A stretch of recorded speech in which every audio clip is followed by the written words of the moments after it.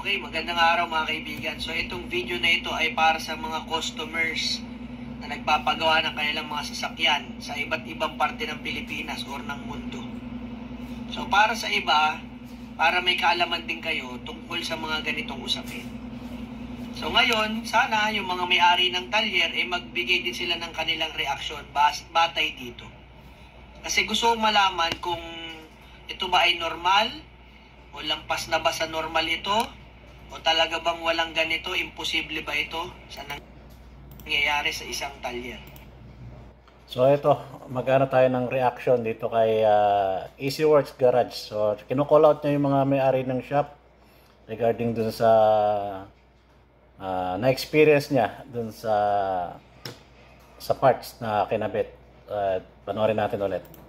Kasi syempre, bago pa lang yung shop natin, ang ginagamit lang natin dito ay yung ating simpleng rules lang. Ayun. So, bawat company o bawat business, meron syempreng kanya-kanyang rules na pinapatupad yan. Tama naman si EasyWorks. Hindi naman tayo kasing tagal na nung ibang shop na established na talaga. Pero hanggat maaari, yung makatao ang ginagawa natin. Kaya lang minsan, hindi ko alam, pero parang natatapakan na tayo. Ayan. Diyan, nakaka-relate din tayo dyan sa sinasabi ni EasyWorks na may mga customer talaga, may ma-encounter tayo ng mga tao na ganyan, na maliit yung pagtingin sa atin sa larangan natin bilang isang mekaniko. So, hindi mawawala yan dito sa mundo natin. So, ang sitwasyon ay merong isang sasakyan na nagpa-PMS or preventive maintenance dito sa ating shop. Nakita sa checklist natin at habang nililinis yung mga pyesa at iniisa-isa natin, syempre ang PMS, ang goal niyan ay makita natin lahat ng pyesa kung may sira at may pasira para ma-prevent natin sa pagkasira sa kalsada. Ayun, tama yun. Pagdating ng sasakyan, SOP naman natin yan. No, dito sa shop natin, ginagawa natin yon. Bago simulan yung trabaho, ino-ocular yan, ini-inspect yung buong sasakyan. Lalo na't may mga katagalan na yung sasakyan na ipapasok sa shop.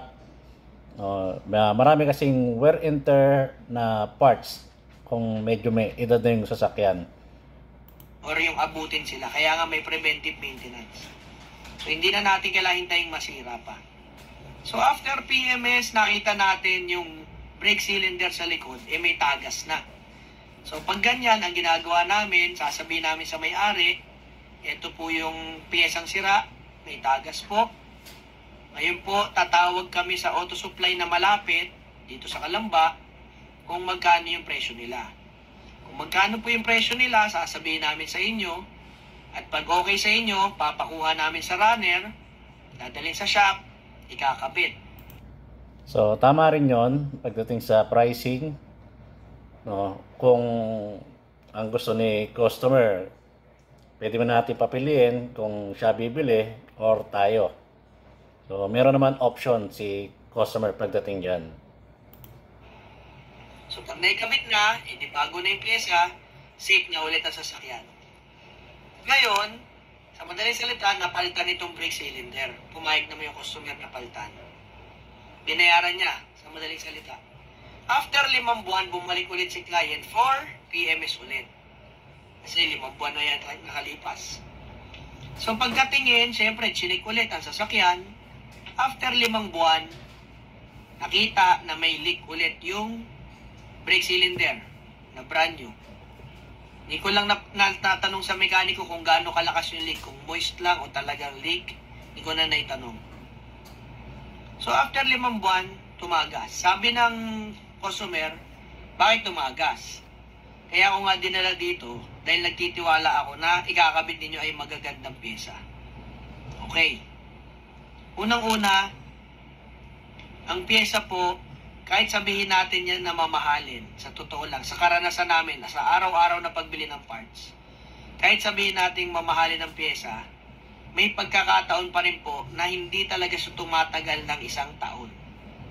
Okay? Kahit nga sa mga battery ng sasakyan, sa totoo lang. Kahit sabihin mo yung branded na kilala, minsan buwan lang nagkaka-problem. So, isa rin yan. Tama rin yan kasi kami dito, marami kaming na-encounter no, na kahit branded yung mga parts, hindi nawawala yung factory defect. So, madalas din kaming maka-encounter ng ganyan sa mga kinakabit naming parts. So, kaya nga tayo merong after sales and warranty. Yun nga lang, pagdating sa side namin, bilang may-ari ng shop, talagang obligado kami na kasama yan do sa serbisyo natin, yung quality ng parts. Yun nga lang, syempre, pag ganyan na mga depektibong parts ang naipalit natin o yung may factory defect kung tawagin, yun, lugi na kami dun sa part na yun. So, tuloy natin yung video. So, natural yan kasi mayroon nga tinatawag na factory defect or minsan yung wear and tear, nangyayari din yan, depende sa paggamit ng tao. So, tumagas ulit yung brake cylinder. So, hindi ko naman sinisisi yung client kasi ito, parang nangyayari kami yung sinisisi. Kami ay bumibili lang ng pyesa sa auto supply. So, tama din yun sa part na yun. Kasi, syempre, alam naman natin, yung driving habit minsan ng mga may sasakyan. Kasi, once na sasakyan, pagkalabas siya ng shop, hindi natin alam yung driving habit ng isang nagdadrive ng sasakyan. So, hindi rin natin kasi sila masisi. Yun yan, dinala sa atin, pinagawa, atin mga ilang buwan, nagkaroon ng depekto. So, kumbaga sa atin talagang yung burden talaga is nandun sa shop owner or yung sa mismong shop pagdating diyan kasi nga yung driving habit ng isang tao. Ibig sabihin, ang nag-provide ng pyesa na yon ay yung auto supply. Kami lang ang nagkabit. Gets ninyo? So, ang gusto mangyari, palitan namin yung brake cylinder. Sabi ko, ang warranty po namin dito ay yung services.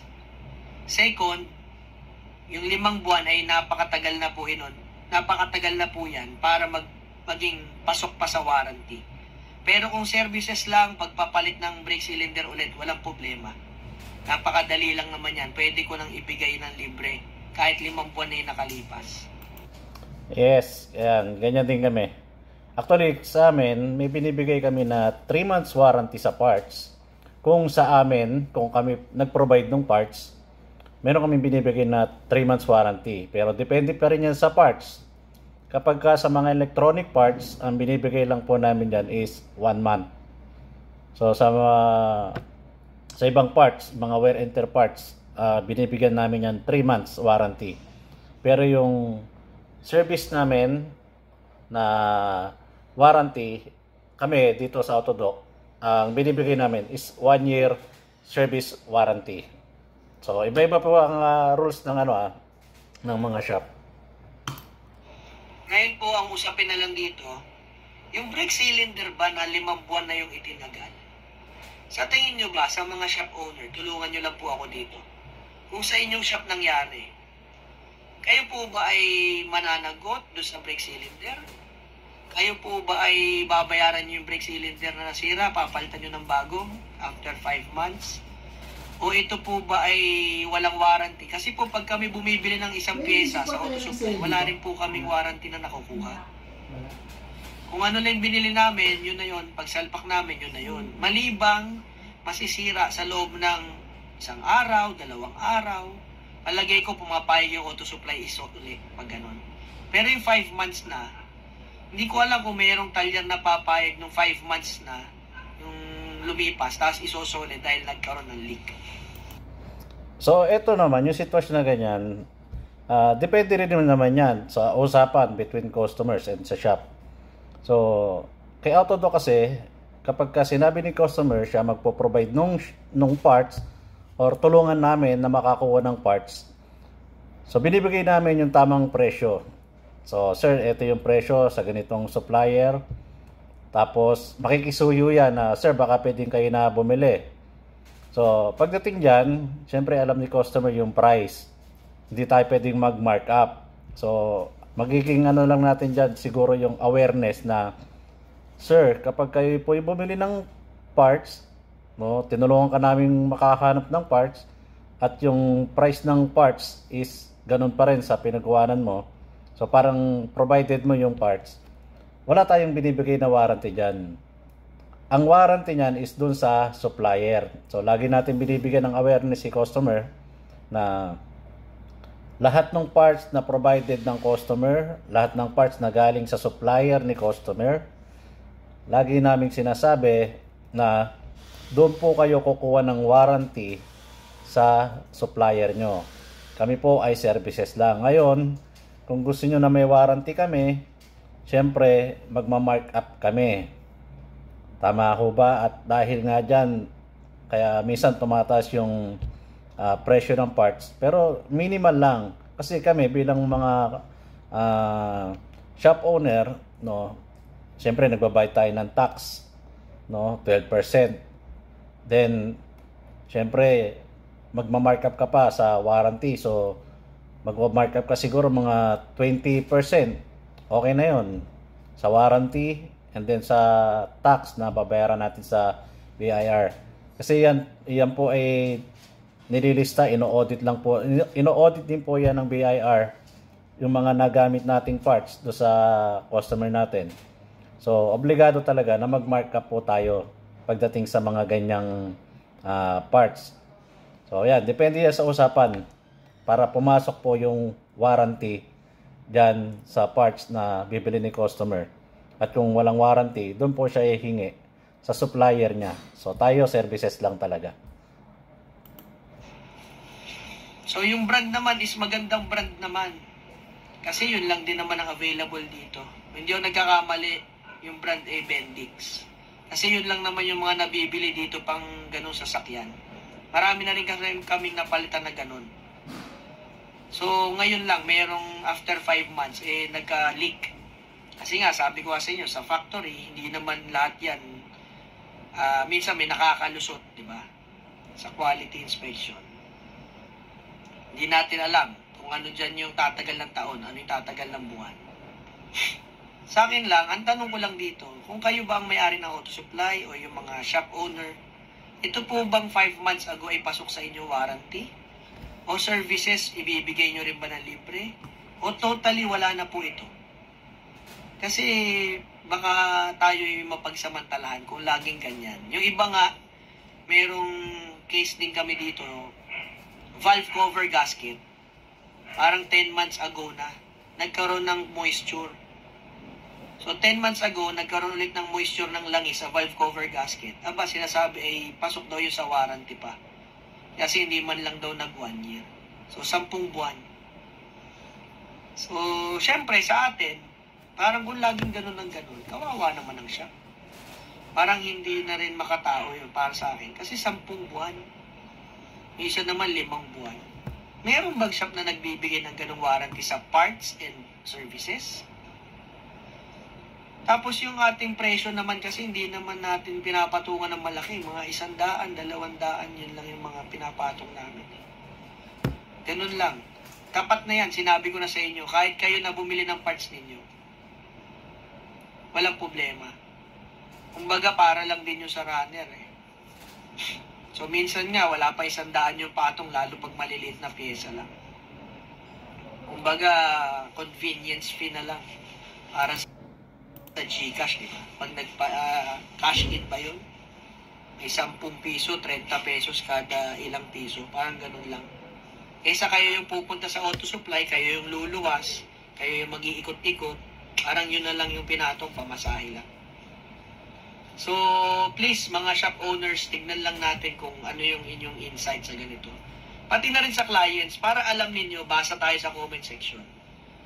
Sa loob ng 5 buwan, ito po ba ay, ano pa, dapat pa ba nating sagutin?